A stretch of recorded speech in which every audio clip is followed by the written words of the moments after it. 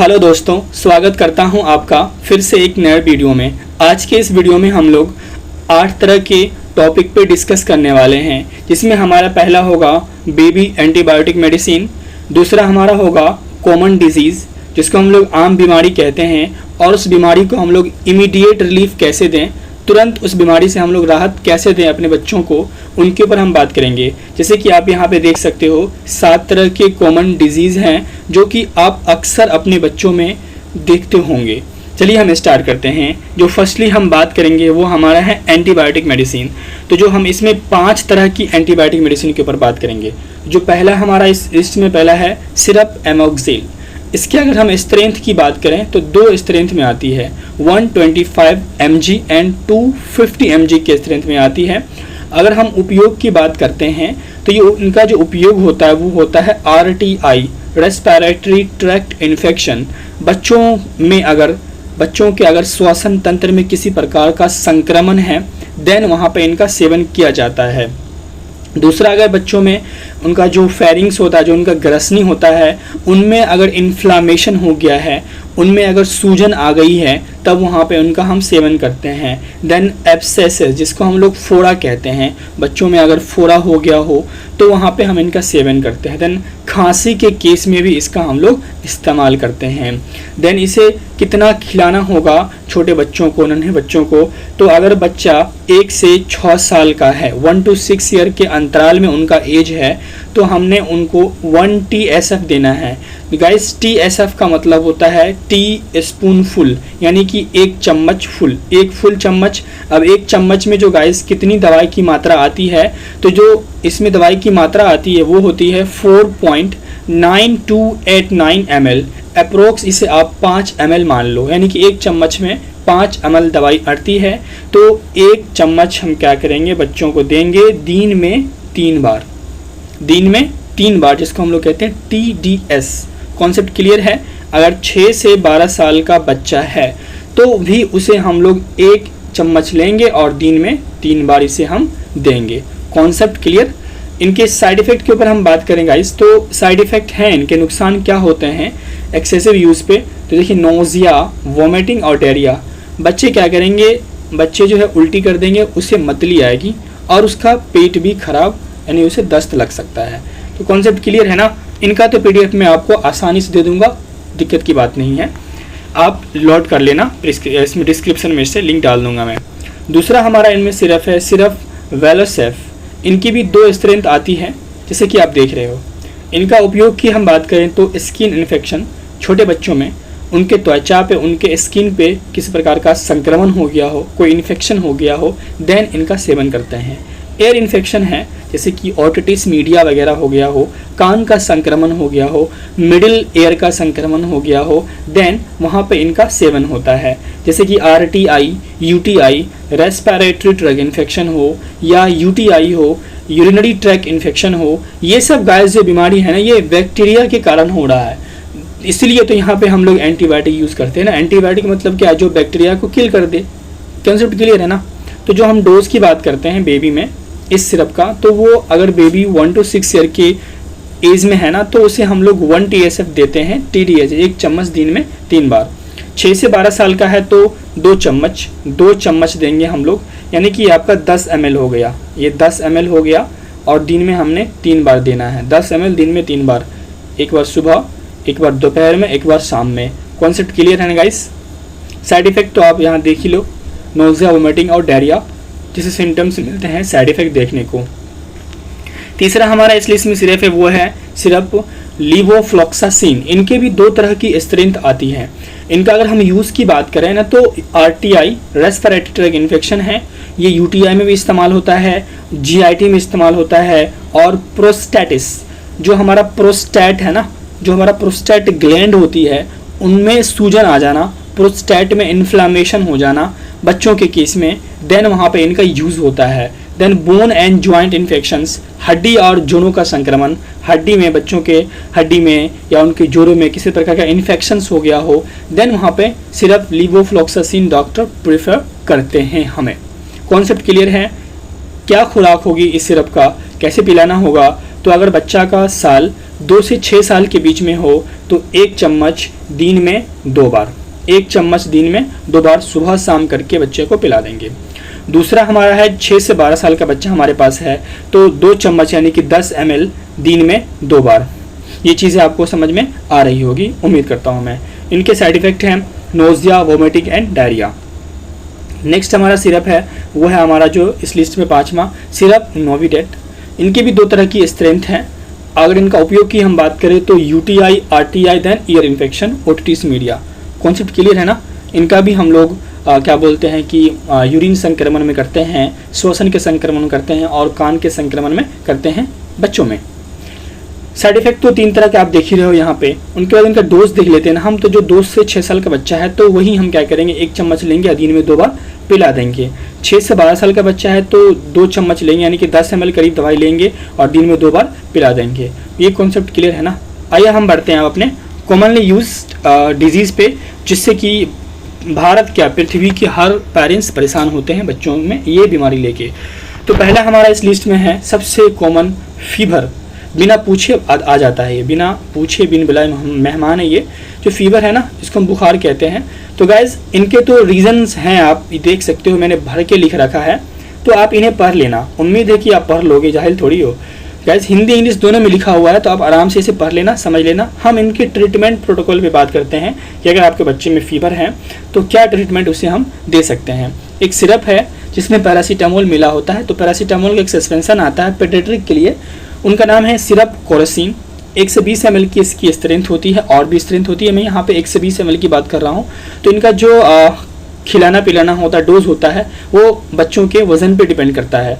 तो अगर आपका बेबी 10 से 12 साल का हो, 10 से 12 kg का हो, साल नहीं, अगर आपका बेबी 10 से 12 kg का हो, 10 से 12 किलो का हो, तो 6 से 7 ml हम क्या करते हैं, उसे देते हैं एवरी 4 to 6 आवर, प्रत्येक 4 या 6 घंटे के बाद, एज रिक्वायर्ड यानी कि आवश्यकता अनुसार हर 4 से 6 घंटे में हम 6 से 7 ml दवाई बच्चों को दे सकते हैं। किस तरह के बच्चे को, जिनका वजन 10 से 12 kg है। मैक्सिमम डोज अगर हम इनकी बात करते हैं तो आप मैक्सिमम जो है पूरे 24 घंटा में 4 बार दे सकते हैं एज रिक्वायर्ड। कॉन्सेप्ट क्लियर है। उसी तरह से जो 12 से 14 kg का बच्चा है तो 7 से 8 ml हम देते हैं 6 घंटों के अंतराल में, 4 घंटों के अंतराल में, जैसे कि आपको डॉक्टर बता दें। 14 से 18 kg का बच्चा है उसमें भी हम वही करते हैं, 8 से 11 ml लेते हैं, 4 से 6 घंटों के अंतराल में देते हैं एज अ रिक्वायर्ड, जब हमें आवश्यकता अनुसार हो, जब ज़रूरत हो। देन 18 से 20 kg का बच्चा है तो 11 से 12 ml दवाई हमें प्रेफर करने को मिलती है, वही 4 से 6 घंटा के अंतराल में एज रिक्वायर्ड। ये चीज़ समझ में आपको आ रही है ना। आइए आगे बढ़ते हैं हम। नेक्स्ट हमारा इसमें है कोल्ड, जिसको हम लोग सर्दी कहते हैं। गाइस सर्दी के बच्चों में क्या हो सकता है कि हो सकता है जैसे कि ज़्यादातर जो सर्दी खांसी बुखार बच्चों में मौसम चेंज होने के कारण होता है। मान लीजिए हम यहाँ पे कारण पे नहीं जाते हैं, तो अब हम यहाँ पे इनका कुछ सिम्टम देख लेते हैं और इनका हम ट्रीटमेंट देखते हैं। जैसे मैंने आपको बताया पृथ्वी क्या, जो पृथ्वी पे जितने भारत में या पृथ्वी जितने भी माता पिता हैं उनको पता है कि जब बच्चों में फीवर कोल्ड होता है तो उन्हें कितनी परेशानी होती है। गैस क्यों होती है इतनी परेशानी, इनका अगर हम सिम्टम्स देखते हैं तब समझ में हमें आता है सिम्टम्स क्या क्या हो। अगर किसी बच्चों को कोल्ड होता है तो उनमें कितने सिम्टम्स होते हैं, जैसे कि देखिए रनी नोज, बहती नाक, नाक बहेगा, खांसी पे खांसी, छींकना, बुखार आना, नाक बंद हो जाना, भूख नहीं लगना, दूध नहीं पिएगा, चिड़चिड़ापन, रोना, नींद नहीं आना। मान लीजिए इतना एक बच्चे में सिम्टम दिख जाए तो परेशान नहीं होंगे, तो ये कोल्ड होने से होता है। अब आइए इनके हम ट्रीटमेंट देखते हैं, क्या प्रोटोकॉल इनके इलाज का। तो एक सिरप है गाइस, नाम कॉल्ड Z40, नाम कॉल्ड Z40 नाम का एक सिरप आता है। इसके अगर हम कंपोजिशन की बात करें तो ये 4 तरह के इंग्रेडिएंट से मिलकर बना है। The first one is chlorpheniramine maleate, phenylephrine, paracetamol, then sodium citrate. इन 4 तरह की चीज़ों से मिलकर बना है। गाइस आप इन चारों इंग्रेडिएंट का यूज़ कमेंट में बताते जाएं। डोज कितना है इस दवाई का, तो गाइस जैसे कि 1 से जो 2 है या 2.5 साल के बच्चा है, 1 साल से लेके 2 से 2.5 साल का जो बच्चा है उसे हमने क्या करना है 2 से 2.5 ml, 2 से 2 ml या 2.5 ml दिन में 2 बार पिलाना होता है। 2 या 2.5 ml दिन में 2 बार पिलाना होता है 1 साल से लेके 2.5 साल या 2 साल के बच्चों में। ठीक है, अगर 3 साल से 5 साल का बच्चा है तो उसे हमने 5 ml देना होता है, यानी कि 1 TSF, 1 टीस्पून देना हमें, 1 टीस्पून, 1 चम्मच 5 ml दिन में 2 बार। अगर 6 से 7 साल का बच्चा है तो उसे हमें 6 से 7 ml देना है, यानी 5 ml से हल्का सा ज़्यादा दे देना है दिन में 2 बार। ये चीज़ समझ में आपको आ गई। अगर बच्चा का नाक बंद हो गया है, उसे सांस लेने में नहीं होता है, तो एक ड्रॉप आता है, नेजल ड्रॉप जिसको हम लोग कहते हैं, ऑट्राविन नेजल, वो लाएं और जो दोनों नाक है ना, दोनों नाक में क्या करें आप, एक बूंद डाल दें ताकि वो रिलीफ हो जाए। कॉन्सेप्ट क्लियर है। आते हैं इनके साइड इफेक्ट पे। क्या नुकसान है इस सिरप का, नेमकोलजेड सिरप का? तो बच्चों में डायरिया, रैसेस, दाने निकलना, मतली, सर दर्द, नींद नहीं आना, नींद में कठिनाई, टेकिकार्डिया होना। टेकिकार्डिया मतलब होता है फास्ट हार्ट रेट ज़्यादा हो जाना, पाल्पिटेशन होना, धड़कन बढ़ जाना, और डर जैसी सिम्टम्स देखने को मिलती हैं छोटे बच्चों में इस सिरप का, जो हमारा नेमकोलजेड सिरप है। समझ में आ रहा है ना। आइए हम आगे बढ़ते हैं। नेक्स्ट जो हमारा बीमारी है वो कफ यानी कि खांसी होना। तो जो बच्चों में खांसी है, कॉमन कोल्ड से हो सकता है ज़्यादातर, या मान लो बच्चा कोई तरह का चीज़ खा गया है, इंगल्फ कर गया, उसी चीज़ों से ये खांसी हो सकता है। यानी कि रीज़न या बरसात से भी हो सकता है, मदर से भी आ सकता है, मदर को अगर है, बच्चा दूध पी रहा है तो आ सकता है खांसी वगैरह। बहुत सारे सिम्टम्स होते हैं, इनके कॉजेज़ होते हैं। तो कुछ यहाँ पे हम जान लें, जैसे कि पहले हम सिम्टम्स जान लेते हैं। मेन हमारा फोकस है ट्रीटमेंट प्रोटोकॉल, ठीक है, नहीं तो वीडियो लंबी हो जाएंगी अगर हम कॉजेज़ देखते हैं तो फीवर की हम सिम्टम्स की बात करें तो फीवर, बुखार लग जाना, नाक बहना, नाक बंद हो जाना, छींकना, सांस तेज़ी से लेना, शॉर्टनेस होना ब्रीथ का। तो ये सब सिम्टम्स बेबी में देखने को मिलते हैं जब उसे खांसी होती है। तो आइए हम आगे बढ़ते हैं, इनके प्रोटोकॉल देखते हैं, क्या दवाई की प्रोटोकॉल है। तो एक हमारा जोसेफ ड्राई सिरप आती है, जो सिरप जोसेफ की हम बात करेंगे तो इसके अंदर जो कंपोजिशन होती है वो होती है सिफ्रोक्साइम। जो सिफ्रोक्साइम है ये 1 से 25 mg की स्ट्रेंथ में इसमें मिली होती है। डोज गाइज जो है इनका क्या बोलते हैं कि आप बेहतर जो होगा आप अपने डॉक्टर से सलाह लें, क्योंकि क्या पता कि बच्चों का वजन क्या है। जैसे मान लीजिए कोई बच्चा 6 साल का है, 6 साल का बच्चा है, 5 साल का बच्चा है, वो बहुत मोटा है, उनका उम्र 30, उनका जो है वजन क्या वो 30 kg हो गया, तो 35 kg हो गया, वो अडल्ट में चले जाता है, तो थोड़ा कन्फ्यूजन होता है। तो इस जो सिरप का है आप ज़्यादा बेहतर होगा कि आप किसी फार्मासिस्ट से बच्चों को दिखा के या किसी डॉक्टर से दिखा के आप इनका डोज पूछ लें। नॉर्मल डोज की अगर हम बात करें गाइस, तो अगर बच्चा 1 साल से बड़ा हो तो उसे हम 5 ml दे सकते हैं दिन में 2 बार। कॉन्सेप्ट क्लियर है। और इसे यूज़ करने से पहले अच्छे से मिला लें, shake well before use. Side effect क्या आपका, nausea, vomiting, abdominal pain, diarrhoea जैसे सिम्टम्स देखने को मिलते हैं साइड इफेक्ट इस सिरप का। आइए नेक्स्ट बढ़ते हैं। नेक्स्ट जो हमारा है वो है वोमिटिंग। बच्चों में उल्टी आना, कभी कभी देखते हो आप दूध पीता है बच्चा, पूरे के दूध बाहर निकाल देता है। जैसे कि ये कैसे होता है बच्चों में, फूड एलर्जी हो सकती है, फूड पॉइजनिंग हो सकती है ना। कभी कभी क्या होता है कि वोमिटिंग की वजह से बच्चों में खांसियाँ भी आना शुरू हो जाती है। तो इनके ट्रीटमेंट प्रोटोकॉल की हम बात करें तो इसमें जो है, तो पहले हम बात करते हैं एक ऑनडेम सिरप। इसकी कंपोजिशन की बात करें हम, ऑनडेम सिरप सबको पता है, जो कि बहुत ही ज़्यादा भारत में बिकने वाली सिरप, बहुत ही विख्यात सिरप है। इसका जो कंपोजिशन है ना, इसमें पाया जाता है ओंडासिट्रॉन। ये चीज़ समझ में आपको आ गई ना। तो इसका हम डोज देख लेते हैं। अगर हम एवरेज डोज की बात करें, जो हमारा औसत डोज है, तो जो इसमें एक चीज़ ध्यान देना आपको, जो लेस देन 6 मंथ, जो 6 महीने से कम के बच्चे हैं, जिसका 6 महीना से कम है ना बच्चों का एज, उसमें इस सिरप को हमें नहीं देना है, ये आपको ध्यान रखना है।